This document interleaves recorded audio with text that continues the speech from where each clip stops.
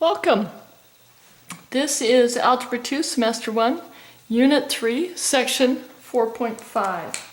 In this unit, it's a fairly fast unit. It's only got probably 3 different tapings. As you can see, it's a pretty fast unit here on the front. In the vocab, make sure that you just list them, A, B, C, D, E, F, clear down. They match up, so get those memorized, work on them every night. This next page is another memorization page. You are expected to know all of your perfect squares. So pause the video and fill those in without looking, and then the ones that you don't get correct, then you need to use a highlighter and fill those in when you turn the video back on. I'm going to show you all the answers.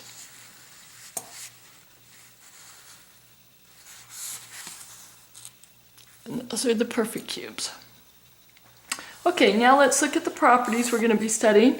Product property of radicals simply says radical AB is equal to radical A times radical B. Okay? And the quotient A over B, radical A over B, can be radical A over radical B.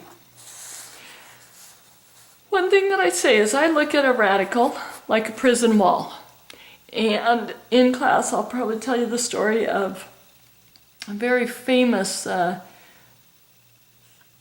intelligence officer that got a number of prisoners out of a prison war camp. You want to be just like him and not leave any prisoners in war camp. Okay? Never leave a radical in the denominator. You can never have that kind of a situation. Unless otherwise noted, always requires twins to get out of the prison, to get out of the radical. We'll get into some of that right now. Go ahead and turn to the next page. I apologize, I guess I did not get these pages numbered. It's got this up at the top, simplify, steps to reduce, okay? So, first thing that we do here, on number 1, simplify it, 8 times 10. Now you could choose any factors, I just chose 8 and 10. I break down 8, 2 and 4, circle the 2, it's prime, 4 becomes 2 and 2, 10 becomes 2 and 5. Now I have circled all the primes. The reason for that is I need to write this 80 as its prime factors in prison. So I have 4 2's and 1 5. Now, when I go to my next prison, I don't need to build it as big because this is a square root. I know that I can take 2 of those twins and get 1 out. Take 2 of those and get 1 out. 5 does not have a twin, so he stays in. Now I go ahead and multiply 2 times 2 is 4, radical 5. That's my simplified answer. Let's go up to this one. I would not multiply those together. I would just break them down. 2 and 5, 3 and 5. So now under the prison, I would put 2 times 3 times 5 and 5.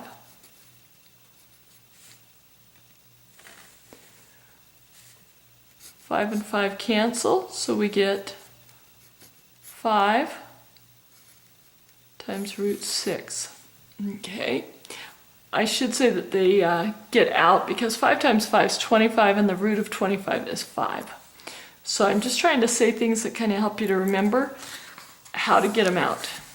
Here I would break this down to 4 and 2, which is 2 and 2.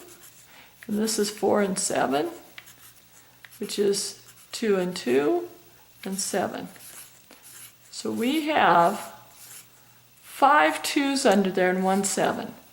So we rewrite that with our 5 2's and 1 7. 2 of those come out as 1.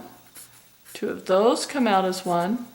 And I have 2 times 7 left inside, which is 14. Okay, 2 times 2 is 4, root 14.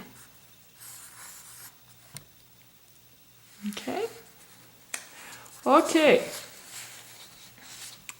Next thing I have here is quotients. I go ahead and write these separately, unless it's obvious that I can reduce before I write them separately.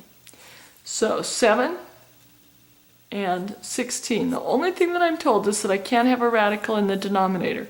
Well, this works nicely because we memorized the square root of 16 is equal to 4. And we can leave the radical in the numerator. Next one, I don't see a way to reduce those, so I'm going to write them as radical 9 over radical 64. 64 happens to be a perfect square root, so it equals 8. And 9 happens to be perfect, so it's 3/8. Over here on 36 and 49, again, they can't reduce, but they are perfect squares. So I would get 6 over 7. Okay. Next one, we have a little bit of problem that happens on this one. We can't reduce, and it's not a perfect square, but we can't leave a radical in the denominator. So we have to be able to get that out. What's the only way that we can get somebody out of prison? Well, it's if they have a twin in prison. So let's go find his twin and put him in prison and multiply those together. Now, we can't just do that without changing the value of the equation. So what we multiply the bottom by, we have to multiply the top by. So these two would get out of prison, and we would have radical 10 on top. You may not reduce outside of prison to inside. Just leave it that way. Okay. Next problem, we have radical 9 over radical 8. Now, 8 breaks down to 2 times 2 times 2, so 2 of those get out, so we have 2 radical 2. 9 breaks down to 3, but we still have a radical on the bottom. So the only way to get rid of it is to multiply by radical 2 over radical 2. Now, these two will get out. There's already a 2 out, so that would make 4.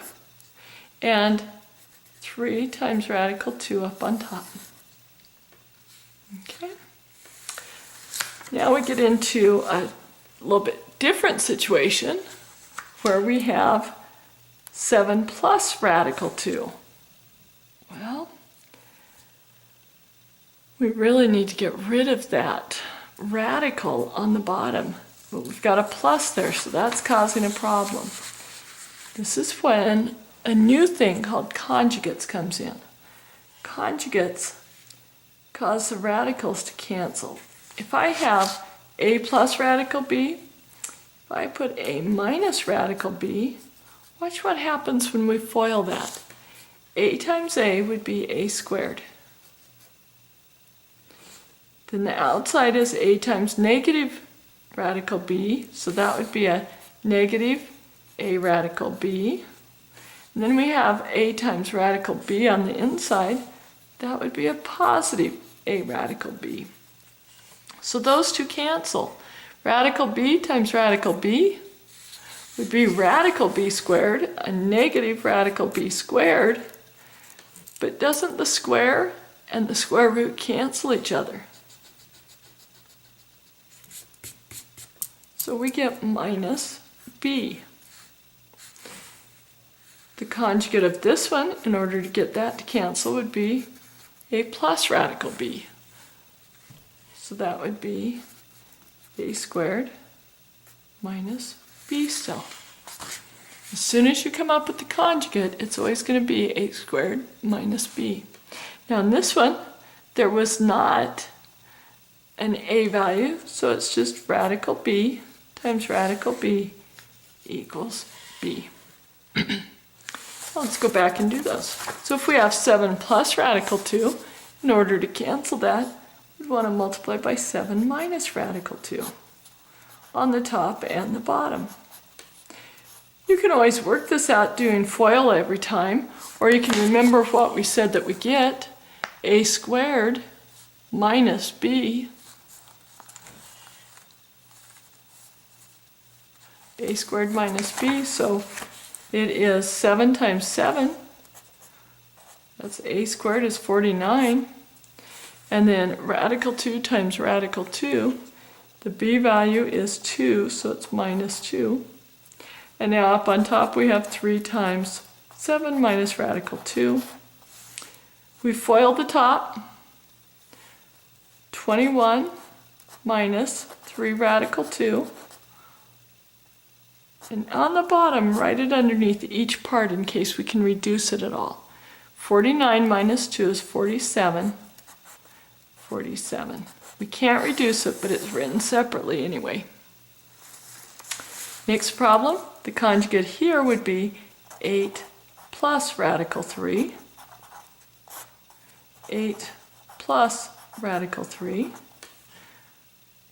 Now we always end up with a squared, so 8 squared is 64, minus our b value, which is 3.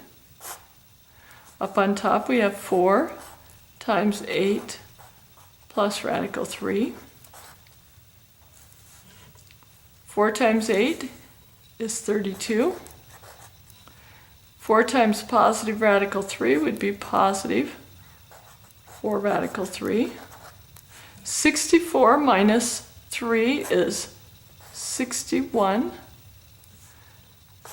and 61. Okay.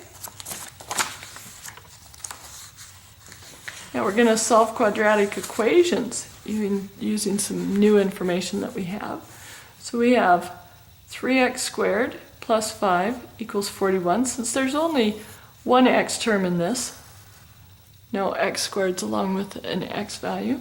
So we can subtract by 5 on each side, just like solving with the linear equation. So we bring down our 3x squared equals 36, divide by 3 on each side, and we get x squared equals 12. Now we need to get rid of that x squared. In order to do that, we square root it. That would be a plus or minus square root 12. The x squared, the squared part cancels. We get x equals. Now, if we break down this 12, we find 4 and 3, and 4 breaks down to 2 and 2. So we have x equals plus or minus 2 radical 3. Next one over here, to get the x alone, we divide by 5. We get x squared equals 16. Square root of x squared is x. Square root of 16, don't forget, is a plus or a minus 4.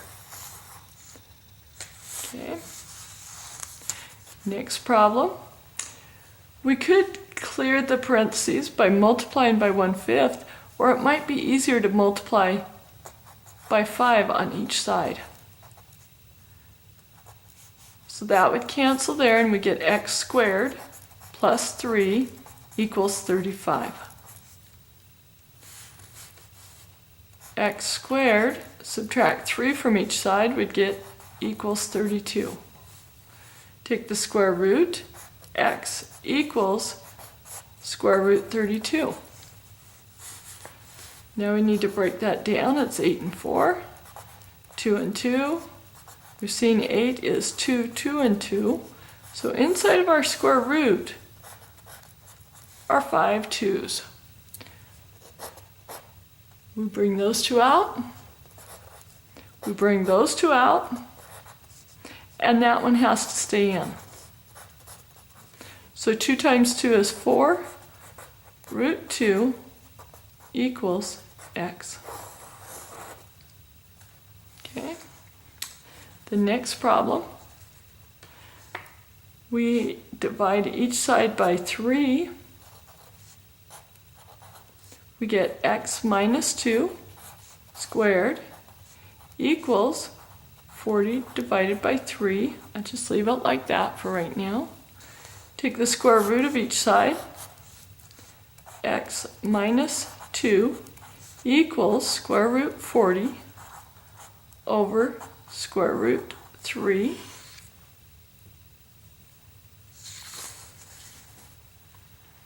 Now, before we go any further, we want to make sure and take care of that square root 3. It would be a plus or a minus, but we can't leave a square root 3 on the bottom. So now we have 40 times 3. We'll see if we can break anything out. The 3 and the 3 cancel and get out of prison, so it's 3. Now let's break this down. 4 and 10, 2 and 2, and 2 and 5, and don't forget the 3 now. So we can get 2 of those out. We have 2 radical 30.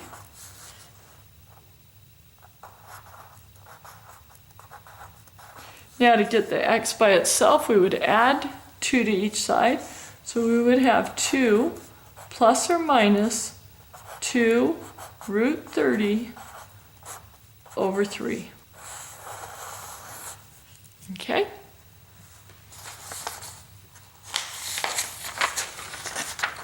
That is the end of that section of this unit. Thank you very much.